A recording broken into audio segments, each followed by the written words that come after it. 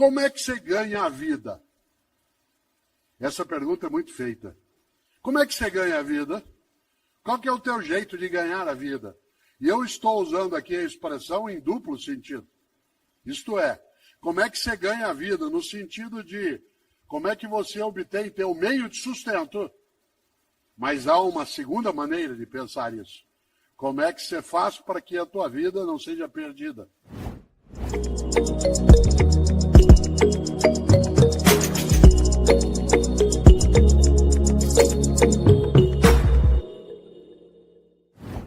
Eu gosto mesmo de lembrar o quanto que é impactante algo que está num dos evangelhos. Para uma pessoa aqui, entre nós que tem algum acesso à Bíblia dos cristãos, já deve ter notado, os cristãos têm 4 relatos oficiais sobre a vida de Jesus de Nazaré, que são chamados de evangelhos, os evangelhos canônicos, são 4 deles, 3 deles são sinóticos, isto é, eles contam uma história paralela, que é o evangelho de Mateus e Lucas, e de Marcos, e um não é sinótico, que é o evangelho de João. Mas, no evangelho de Marcos,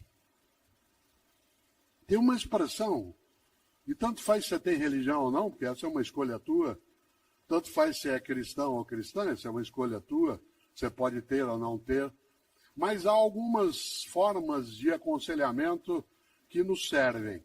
No evangelho de Marcos, há ali o registro de uma fala que ele atribui, claro, a Jesus de Nazaré, que está ali no capítulo 8, em que Marcos escreveu uma das frases que mais me perturba, no bom sentido. Que há coisas que nos perturbam no mau sentido. Há coisas que nos perturbam e nos fazem ficar chateados, tristes. E há algumas coisas que nos perturbam fazendo com que a gente pense, reflita, medite. E ali no Evangelho de Marcos, no capítulo 8, ele escreveu, citando, segundo ele, Jesus: de nada adianta a uma pessoa ganhar o mundo se ela perder sua alma.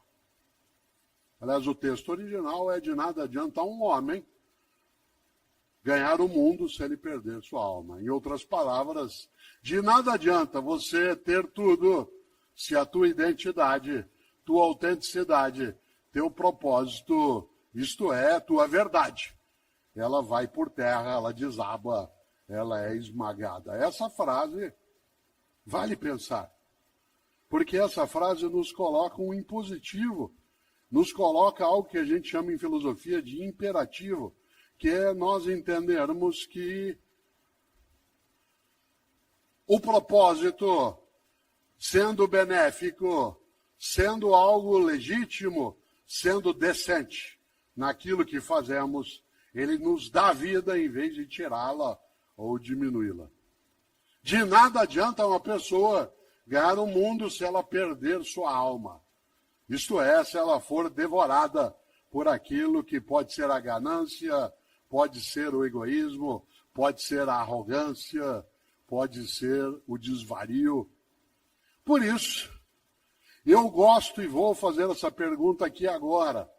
Não para você responder ou para eu responder, mas para nós pensarmos. Como é que você ganha a vida? Essa pergunta é muito feita. Como é que você ganha a vida? Qual que é o teu jeito de ganhar a vida? E eu estou usando aqui a expressão em duplo sentido. Isto é, como é que você ganha a vida? No sentido de como é que você obtém teu meio de sustento. Mas há uma segunda maneira de pensar isso. Como é que você faz para que a tua vida não seja perdida? Isto é, para que ela não seja demolida, erodida por aquilo que é a pequenez, a tolice, a redução. Como é que você ganha a vida? Há pessoas que ganham a vida cuidando de vida. Há pessoas que ganham a vida encantando a vida. E essas ganham a vida nos dois sentidos, de modo muito mais denso. Há pessoas que ganham a vida apenas no sentido material, do sustento econômico, do acúmulo de patrimônio, que não é ilegítimo se agregado à ideia de ganhar a vida no outro modo que eu aqui lembrava. Uma pessoa que ganha a vida, ou seja, que não a perde, não a desperdiça, não faz com que ela se esvaia, é uma pessoa marcada por uma grande decisão. Ter uma vida com propósito, ter um trabalho com propósito. Uma das frases mais curiosas que eu ouço no mundo das empresas, ou no mundo do trabalho em geral, é uma que eu vou dizer agora. Quando a pessoa vira e diz assim, olha, eu adoro o meu trabalho, mas eu detesto o meu emprego.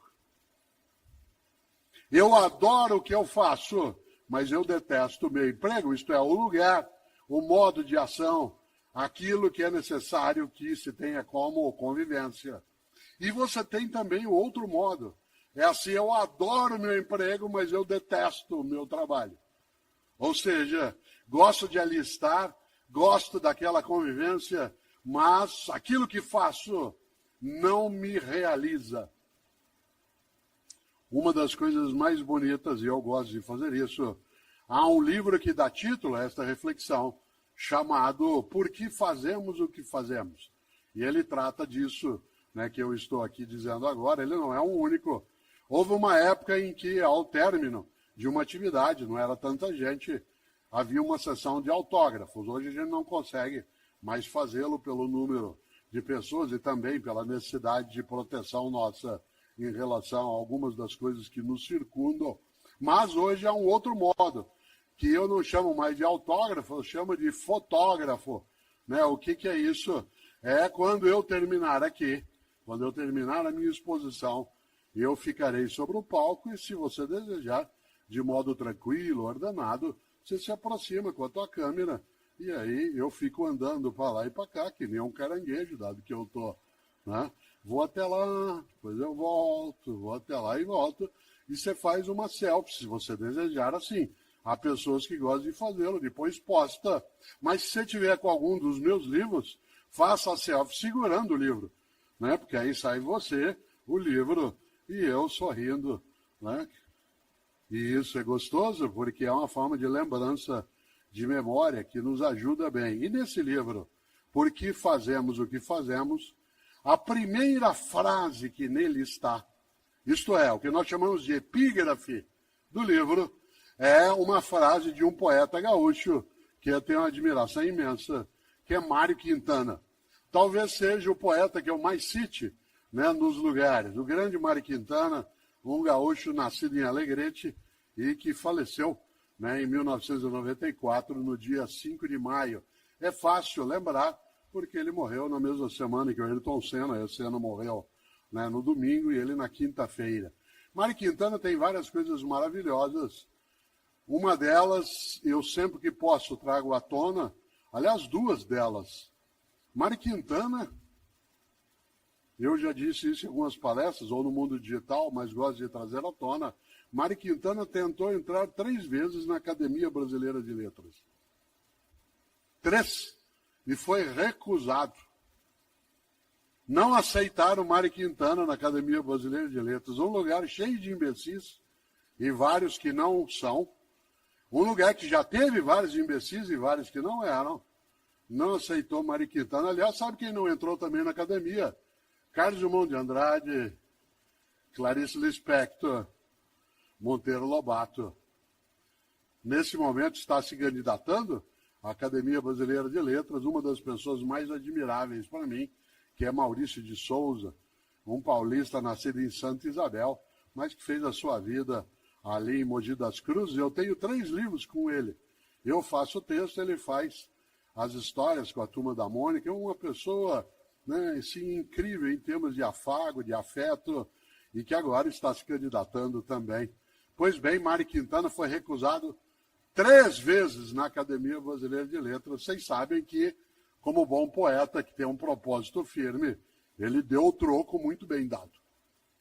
Para dar o troco em que eu recusou, ele fez um poema. Vocês conhecem, chama Poeminho do Contra.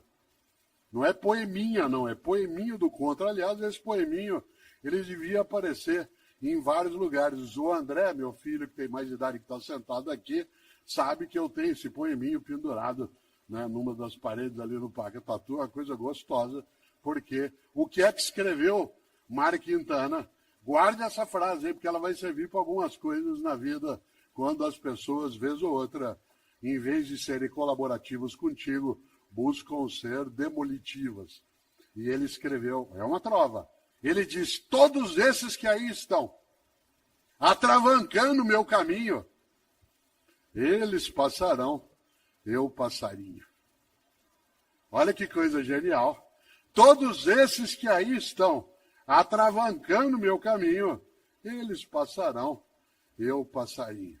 Parece frase de para-choque de caminhão no Paraná. E eu sempre penso isso em relação a algumas coisas na vida, e algumas pessoas têm para-choque de caminhão que é assim, na subida você me aperta, na descida nós acerta.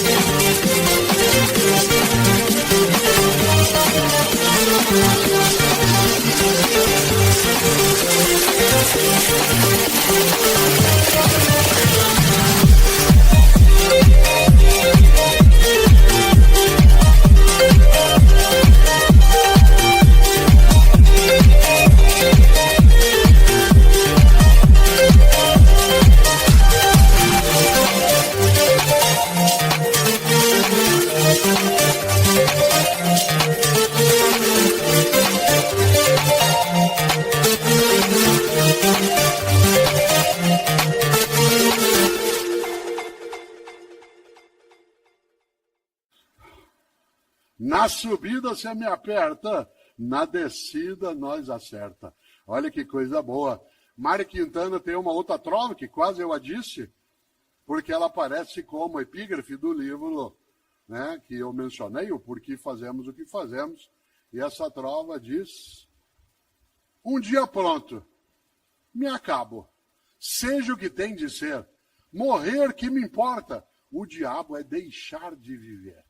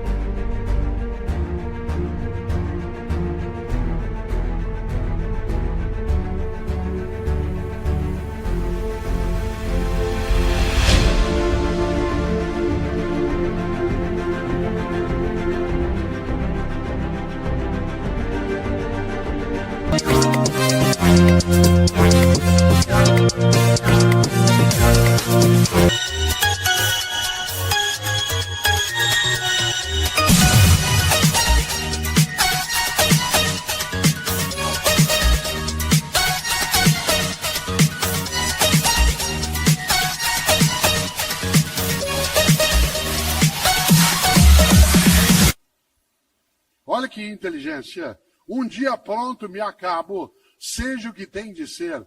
Morrer que me importa. O diabo, o horror é deixar de viver. E deixar de viver não é apenas perecer o corpo.